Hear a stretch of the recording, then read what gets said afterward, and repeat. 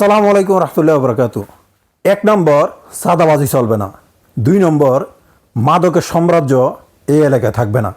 কথাগুলো আমার না, কথাগুলো হচ্ছে আল্লামা মামুনুল হকের। চলুন আমরা শুনে আসি ওনার মুখ থেকে এই চমৎকার কথাগুলো। এই এলাকায় 2টা জিনিস চলবে না। 1 নম্বর চাঁদাবাজি চলবে না, 2 নম্বর মাদকের সাম্রাজ্য এলাকায় থাকতে পারবে না ইনশাআল্লাহ। মোহাম্মদপুর ইনশাআল্লাহ চাঁদাবাজির স্বর্গরাজ্য চলতে দেওয়া হবে না। দ্বিতীয় হলো মোহাম্মদপুর আদাবর এই এলাকায় যে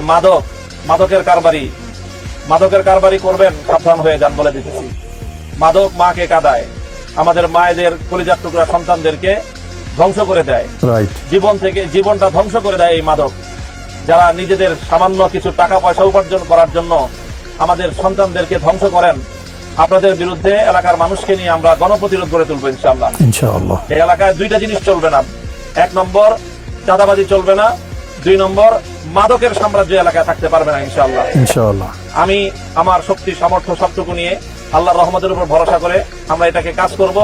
আমি আপনাদের মা বোনদের বিশেষ করে দোয়া চাই আর ভাইদের সহযোগিতা চাই।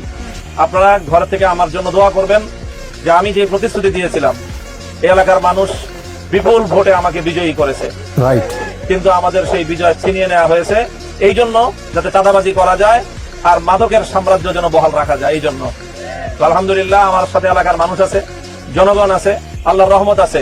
আমরা এই চাঁদাবাজি এবং মাদককে এলাকা থেকে উৎখাত করি ছাড়বো ইনশাআল্লাহ।